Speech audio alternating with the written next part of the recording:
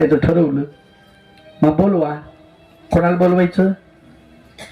पांडवांना तर बोलवायचं. सगळ्यात महत्वाची गोष्ट पांडवांनाच बोलवायचं. मग आता हा म्हणले आपला घरगुती यज्ञ, मोठा यज्ञ नाही, घरगुती यज्ञ.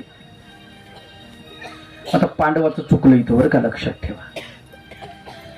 पांडवाला बोलवलं. पांडवानं काय म्हणायला पाहिजे होतं? भगवान गोपाल कृष्णाला बोलवा. काय? ते आमचे सखे आहेत, मित्र आहेत, आमचे सर्वस्व आहेत, आमचे गुरु आहेत, त्यांना बोलवा तर आम्ही येतो. पण युधिष्ठिराला वाटलं दुर्योधनानं दक्षिणा नाही दिली तर आपल्याला द्यावं लागून. आणि आत्ताच तर भगवंत येऊन गेले आणि द्वारकेहून इथे यायला दक्षिणा तर लईच लागल. भाडं तोडून दक्षिणा म्हणले कशाला, घरगुती कार्यक्रम आहे, देवाला कशाला बोलवायचं उगज उगज. गेलं इकडे एकटंच, 5 पांडव द्रौपदी वगैरे घेऊन. भगवंताला नाही बोलवलं.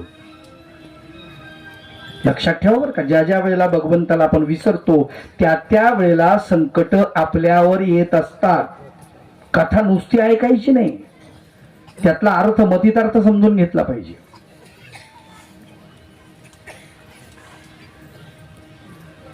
भगवंतानं सांगितलं होतं ना, मैं तुम्हारे पीछे हूं, तुम्हारे साथ हूं, आगे भी हूं, साइड में भी हूं, सब तुम्हारे अंदर हूं. जब जब संकट तुम्हारे ऊपर मंडराएगा तब तब मैं तुम्हारे साथ रहूंगा, तुम चिंता मत करो. मग ते सांगायला पाहिजे का? एवढं सांगितल्यावर शांतपणा करायची गरज होती का काही? की म्हणले त्यांना काय बोलवायचं उगाच, आपण आपलं बोलून घेऊ, निपटून टाकू आपलं आपलं. गेले. गेल्यानंतर तिथे काय झालं माहिती सगळ्यांना, नाही का?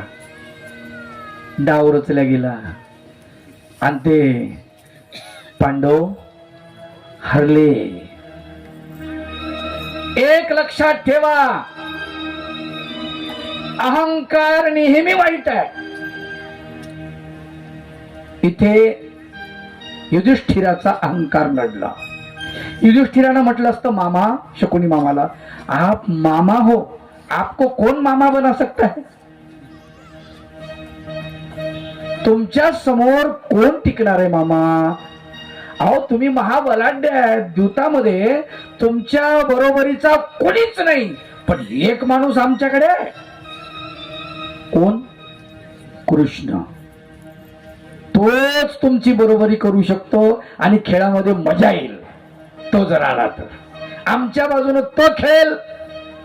मामा, त्याला बोलवतो, मी तुमच्या लायकीचा नाही खेळण्याचा. अहंकार नडला. कदाचित भगवंताला बोलवलं असतं आणि पांडवाच्या बाजूने भगवंत असते पाशे फेकायला, तर चित्र उलट झालं असतं. कौरव गेले असते वनवासाला आणि पांडवाकडे राज्य आलं असतं. पण म्हणतात ना, होनी को कोण टाल सकता है, विनाशकाले विपरीत बुद्धी. विनाश काळ जवळ आला की बुद्धी माणसाची विपरीत होऊन जाते. भगवंताला बोलवलं नाही, पांडव हरले. आणि हरल्यानंतर काय झालं तुम्हाला माहितीये. पुढे 12 वर्षाचा वनवास, 1 वर्षाचा अज्ञातवास, द्रौपदीचं वस्त्रहरण, कितीतरी. आता द्रौपदीवर त्याचा रागच होता. बलाढ्य असलेले पांडव खाली माना घालून बसलेले आहेत भर सभेमध्ये. तुम्हाला सांगतो, महाभारतातलं हे जे पान आहे ना, हे जे पेज आहे ना, द्रौपदी वस्त्रहरणाचा प्रसंग जो आहे ना, एक लक्षात ठेवा, जग आपल्याला कधीच माफ करणार नाही. ज्या ज्या वेळेला हा प्रसंग वाचल्या जाईल त्या त्या वेळेला भारताची निर्भत्सना केल्या जाईल. लक्षात ठेवा, भारताच्या महापुरुषावर त्या त्या वेळेला शिंतोडे उडवले जातील. त्या त्या वेळेला आपल्या पुढच्या पिढ्या सुद्धा माफ करणार नाही. 5000 वर्ष होऊन गेली त्या गोष्टीला, पण आजही तो दिवस काळा दिवस आहे. काळा दिवस. आलं का लक्षात? जे व्हायला नको होतं तेच तिथे घडलेलं आहे, तेच घडलेलं आहे. विचार करा, द्रौपदी साधी नाही, महाराणी आहे. तिचे पती महाबलाढ्य वीर आहे. भारतात हे पाचही वीर एकत्रित आल्यानंतर ते काही करू शकत होते, एवढी ताकद आहे. पण ते सुद्धा हतबल झालेले आहेत. द्रौपदीचा पाठीराखा भगवान गोपाल कृष्ण आहे, लक्षात घ्या. द्रौपदीचा सासरा हस्तिनापूरचा राजा आहे. द्रौपदीची सासू हस्तिनापूरची महाराणी आहे. एवढं सगळं असताना या स्त्रीला इतका अपमान सहन करावा लागला. केवढी खेदाची गोष्ट आहे, किती खेदाची गोष्ट. खर तर तिथं भगवंत आले आणि भगवंतानी रक्षण केलं द्रौपदीचं, म्हणून ठीक झालं नाही का. एक अवघड गोष्ट आहे. देवाला हाक देते प्रभू, प्रत्येकाकडे गेली, प्रत्येकाला आशाळभूत नजरेनं बघितलं. पितामहाकडे गेली, द्रोणाचार्याकडे गेली, कृपाचार्याकडे गेली, कर्णाकडे आशाळभूत नजरेनं बघितलं, पण कुणीच मदत करत नव्हतं. तिथे एकच होता माणूस. 100 कौरवामध्ये एकच होता, ज्याचं नाव विकर्ण. तो उठून उभा राहिला. आप ये गलत कर रहे हो, ये अच्छा नहीं कर रहे आप, इतिहास तुम्हें माफ नहीं करेगा भैया, दुर्योधन भैया गलत कर रहे हो आप, चल रे निघ बाहेर. आणि तो राजसभेतून निघून गेला विकर्ण. एकच चांगला होता कौरवामध्ये, एकच. असतात दुष्ट लोकांमध्ये काही चांगले असतात. आणि इकडे सगळ्यांपुढे तिने जसा पदर पसरलेला आहे, पण कुणीच तिला न्याय द्यायला तयार नाही.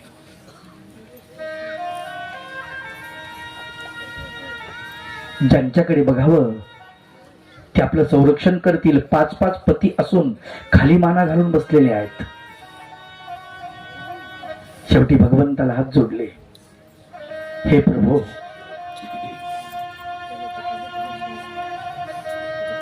कुठे गुंतलास रे बाबा. तुझी बहीण, तुझी सखी द्रौपदी अशा संकटामध्ये आहे. कुठे आहेस रे बाबा. कुठे गुंतला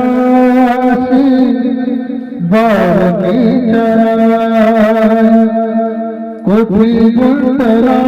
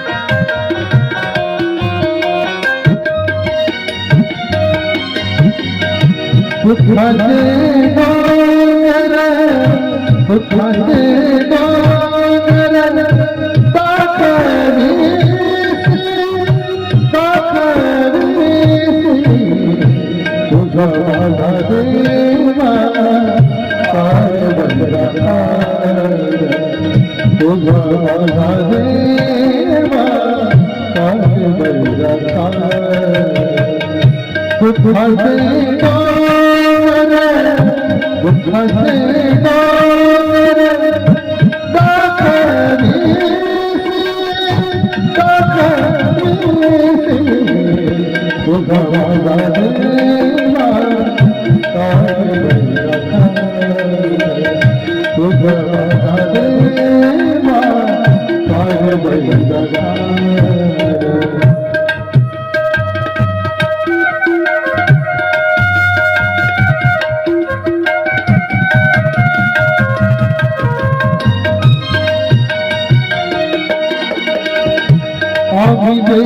तुझी केली होती आशा आम्ही देवा तुझी केली होती आशा आम्ही देवा तुझी केली होती आशा आम्ही देवा तुझी केली होती आशा बजबरी शिकेशा बजबरी शिकेशा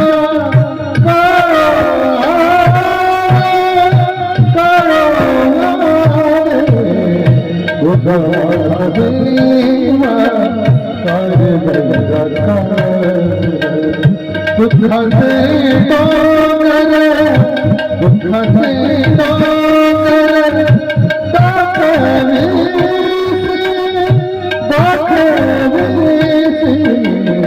तुझा माझा देवा कर बैरा तुझा माझा देवा कर बैरा कर बैरा कर बैरा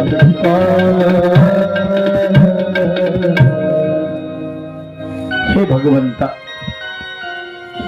कुठे आहेस रे बाबा? माझं रक्षण नाही करू शकत प्रभू मी. तुम्हाला सांगतो देवाला बोलवायला फार वेळ नाही लागत तो. किती वेळात आले भगवंत. कृष्ण कथा भागवत सांगते, दातामध्ये पदर आहे तिच्या, हात जोडलेले आहेत द्रौपदीने आणि देवाला आळवते. देवाचा धावा करते. दातातला पदर निसटला, हनुवटीच्या खाली येईपर्यंत भगवंत हजर झाले. हनुवटीच्या खाली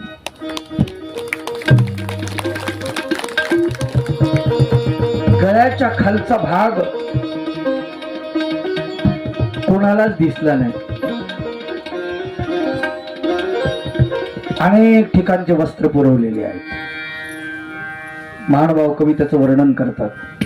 हा छापीव चिट्ट मुंबईचे आंबरुंद ते खास पुण्याचे आंबरुंद ते खास पुण्याचे सुंदर पातळ महेश्वराचे सुंदर पातळ महेश्वराचे इंदूरचे ते हिरवेगार अहमदाबादचे पौष कुमार सेला काजळी काश्मीरीचा भट्टेदार जरी बदराचा एका होडी एक सवाई कृष्णने सरी बहुचतुराई सोडविता मग झाली घाई पितांबर देखिला भगवा कि दिसतो सर्वांना भक्तासाठी तो जगजेठी माधव अवतरला वस्त्र पुरविले सभेची सोडली भगिनीला वस्त्र पुरविले सभेची सोडली भगिनीला. तो ढिगारा लागला कपड्याचा. दुशासनाला दुर्योधनाला द्रौपदीच्या पायाचं नख तरी दिसावं, नख तेही दिसलं नाही. किती वेळात देव येतो. एकदा असंच कार्य सुरू झालं. काहीतरी काम होतं, कार्यक्रम होता.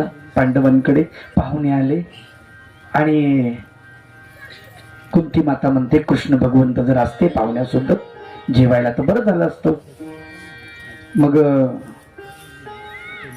धर्मराज गेला, म्हणले भगवंता तुम्ही जेवायला या. अरे म्हणे माझी तब्येत ठीक नाही, मी नाही येऊ शकत आज. कारण पाहुणे तुम्हाला कामाचे आहेत, लक्षात ठेवा. पाहुणे पहिल्या क्रमांकावर आणि दुसऱ्या क्रमांकावर भगवंत यायला तयार नाही. भगवंत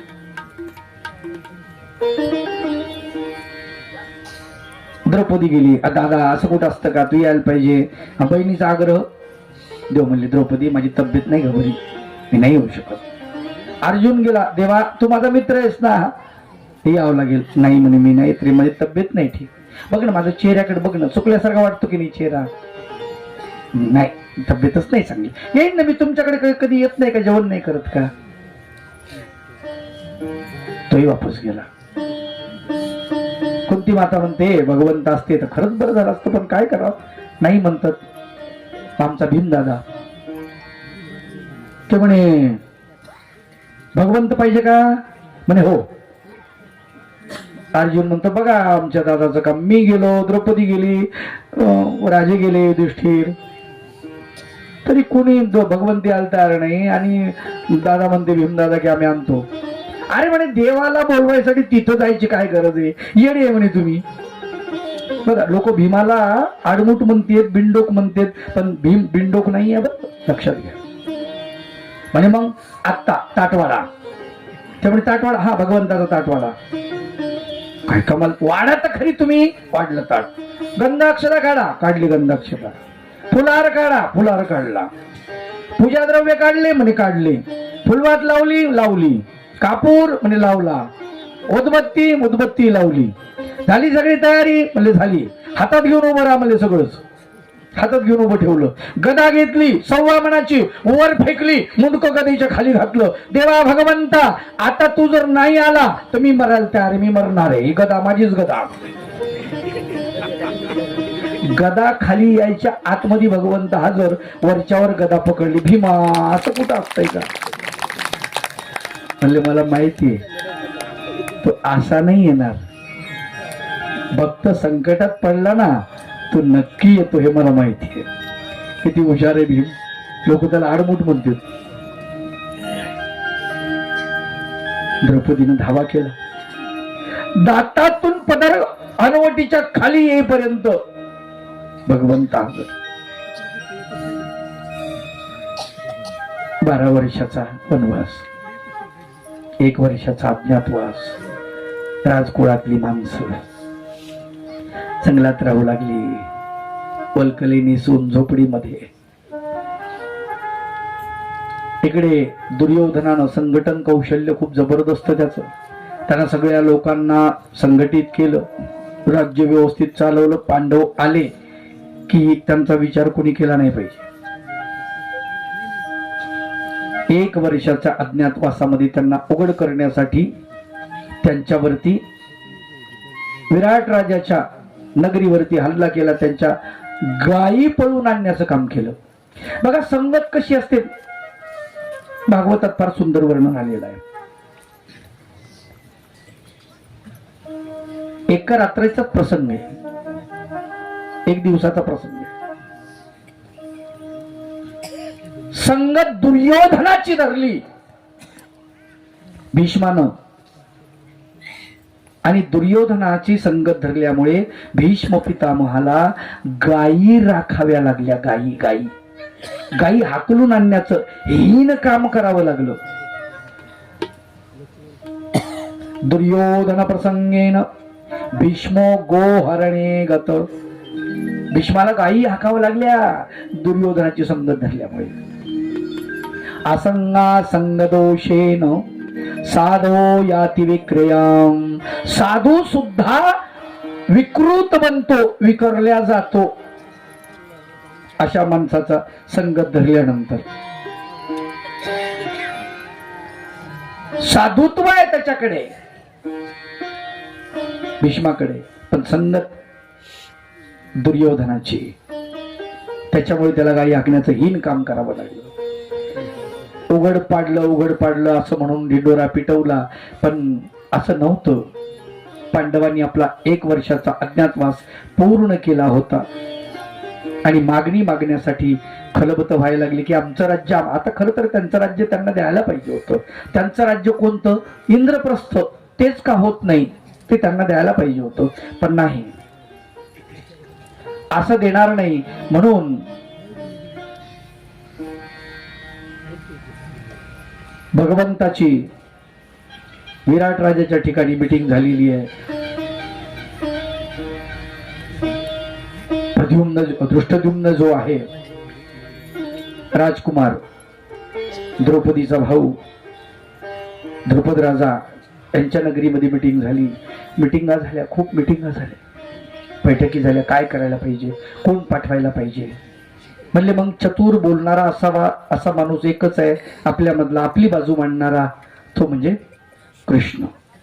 दूत म्हणून भगवंताला पाठवलेला आहे. कुठे?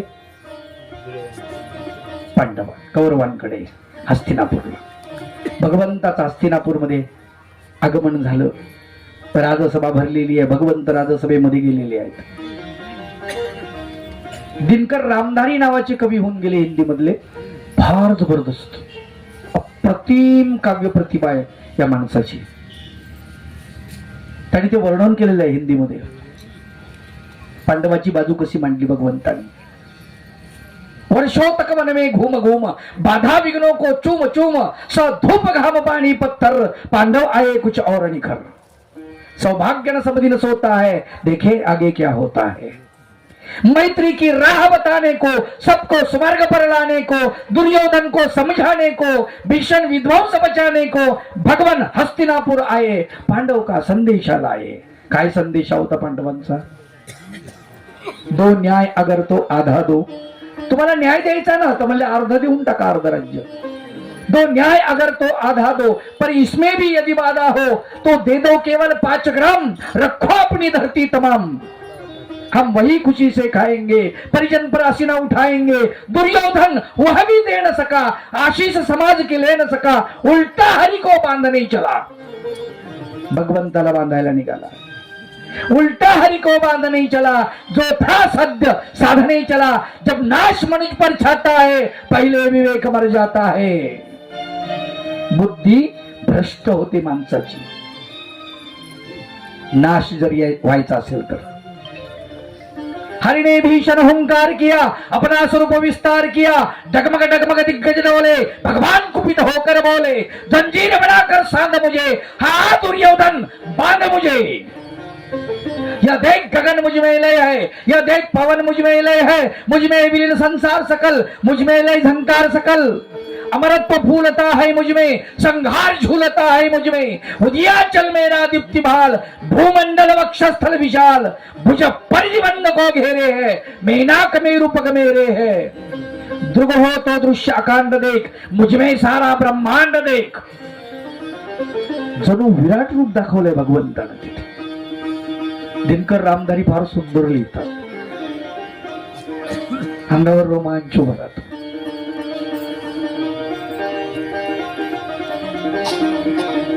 भगवंताला बांधायला निघाला. भगवंत सगळ्यांना मुक्त करणारा आणि त्याला बांधायला निघाला असतो. त्याला कोण बांधू शकत? एकच माणूस त्याला बांधू शकतो. भाव नावाचं अस्त्र आणि शस्त्र जर असेल तोच व्यक्ती भगवंताला बांधू शकतो. भावबंधनामध्ये दुसऱ्या कुठल्याच बंधनानं तो बांधला जात नाही. कुठल्याच बंधनानं बांधला जात नाही. माझा भाव तुझे चरणी माझा भाव तुझे चरणी तुझे रूप माझे नयनी तुझे रूप माझे नयनी माझा भाव तुझे चरणी माझा भाव तुझे चरणी.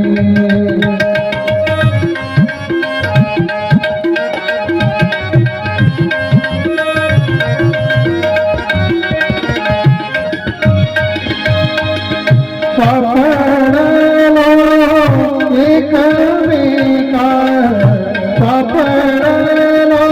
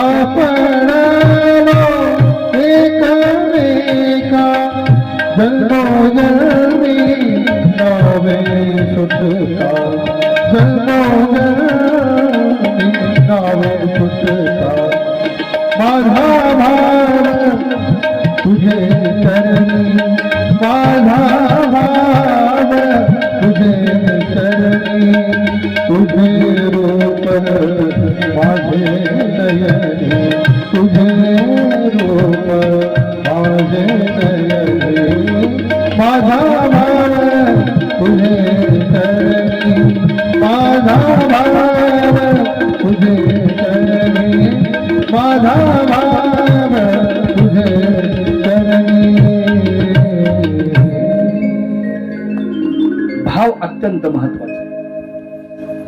भगवंताच्या चरणी भाव समर्पित केला तर त्या भाव बंधनामध्ये बांधल्या जातो भगवंत, बाकी कशानेच बांधला जात नाही. भगवंत बाहेर निघाले आणि हे तिथंच बांधत बसले. भगवंताला वाट लावण्यासाठी द्रोणाचार्य, कृपाचार्य, भीष्माचार्य बाहेर गेलेले आहेत. हे सगळे वापस येतात त्रिकूट. अरे पोरं काय करता म्हणजे कृष्णाला बांधतोय. अरे येडे हो, त्यांना सोडून आलो बाहेर ना मी. बघा कोण येते. पाहिलं तर दुशासनालाच पकडलंय, सगळे जण बांधून राहिले. नंतर लक्षात आलं हा दुशासन आहे.